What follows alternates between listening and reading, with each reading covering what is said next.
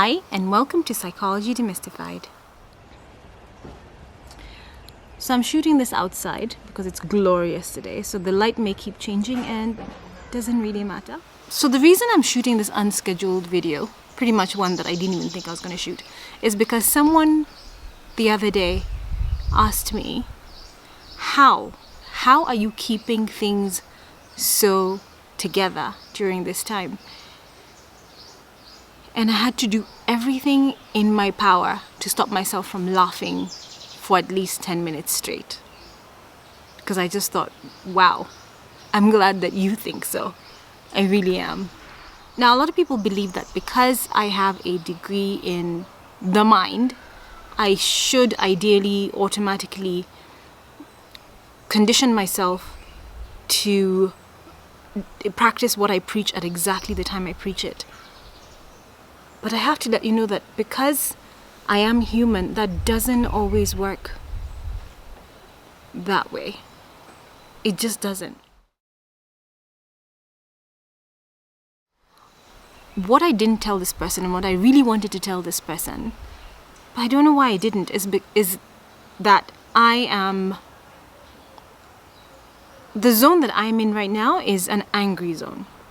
I'm in an angry zone, and after some self-reflection, which I've learned to do quite well over the years, I got to understand that my anger doesn't stem from it's not just anger, it's more deep-rooted. It's rooted in sadness, it's rooted in worry, it's rooted in stress, and it's rooted in grieving. I'm grieving a life that I had grown accustomed to, things that I took for granted. I'm grieving the fact that I can't just jump in my car and drive for as long as I want. I have to be home at a certain time. For me, driving is a stress reliever. So not being able to drive when I want, where I want, how I want, and how far I want, I'm grieving that. Another thing I'm grieving, and these may seem very superficial, but these are the things I'm grieving. Another thing I'm grieving is the ability to just shop. Right now, all I want to do is shop. I don't even have a list that I'm shopping for, but all I want to do is shop. And I don't want to shop for essential items. I want to shop for non-essential items. I want to drive for non-essential things because I'm missing the non-essentials. Another thing that I'm missing is being able to do my nails. They are jacked up beyond belief, and anyone who knows me will be shocked at seeing the state they're in. They may look okay now, but yeah, basic things like that. And even now I find myself getting annoyed at that chicken that can't shut up, and I just think, why doesn't someone eat it? It's just one of those things. It does its thing at the wrong time, and as far as I knew when I was a kid, is that they're supposed to crow when the sun comes up and not whenever they feel like. But anytime I have something to do, that chicken seems to show up. Now, when I say grieving, in no way am I minimizing the grief that people are going through. If they have a family member or a friend who's going through, who's dealing with COVID or 19, or who have had a family member or a friend of a friend who has died from COVID-19. In no way am I minimizing that. But I believe people are allowed to grieve for different things. They are grieving a loss of life, and that's massive. And I can't even say right now that I understand what that feels like. But because I don't know yet, and knock on wood, I don't have a family member who has had to deal with it, or a friend of a friend, I'm knocking on wood right now and saying that I hope I don't have to go through the grief that they're going through, but I do recognize it and I feel for them. But I'm still at the same time grieving the loss of things that I had grown accustomed to. And that's just it. And those are the things that make you mad and just pissed off. Now, sometimes this anger comes through in ways that are obvious. Like, I'm short-tempered with some people. And it's very interesting that people who grind on your nerves a little bit, now it's at a different tempo and you just cannot deal. And that's just how I am working with some people. And people who don't deserve to have you give a quick, short, sharp answer to, you're giving a quick, short, sharp answer to, and I'm doing that. I have done my best not to do that within my household, because I do realize that the people within my household and myself do have to live together for a significant amount of time. So it's always easier to lash out at someone who's not within the close environs. But I know some of you are lashing out at people who are breathing the same air as you. But I'm consciously not doing that.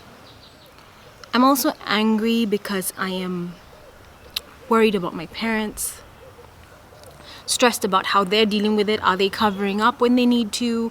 Are they putting on masks when they need to? Are people around them covering up when they need to? I find myself being angry at people who I see like on TV partying in the tea plantations, and I'm thinking, if you dare to go near my father, I don't know what I'll do to you. And I'm angry at them. It's just, you find yourself angry when you are in a situation that you can't control. And I feel like this is one of the things that I can't control.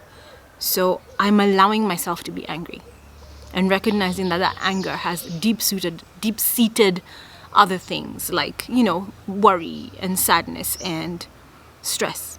And I know that it's just presenting itself as anger. So that's how I'm feeling.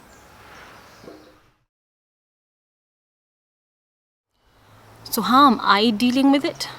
Let's see. I'm allowing myself to feel how I want to feel in the moment that I need to feel it. I'm acknowledging my feelings. I'm not getting upset with myself for being angry when I am. I'm checking myself so I don't present it to others and others don't get bulldozed in my angry moments. But I'm recognizing that I am. Another way I'm dealing with the anger is that I am trying to deal with things at one moment at a time. And I'm appreciating the fact that I can get up in the morning, I can shower, I can do my normal routines. And for me, that is my centering zone. And I'm not pushing aside the fact that I'm angry, but I'm making sure that I do what I need to do to deal with things one moment at a time. Shower, that's one thing. Eat, that's another thing. Make sure I get some work done, that's another thing. But I've also come to recognize that I'm not going to get everything done that I had set out to do for the day. Because at the same time, when you're in this kind of zone, you have to allow yourself, like I'm allowing myself, to reduce my workload. And that's something that I have recognized is necessary for my own self-care. Because when you are stressed, you can't focus as well. And I'm never going to do things half-heartedly. Anyone who knows me knows that I'm an organization maniac. So if I'm not going to do something, well, I'm just not going to do it. Another way I'm dealing with my anger is having people help me laugh. Just send me, I'm laughing at all the memes.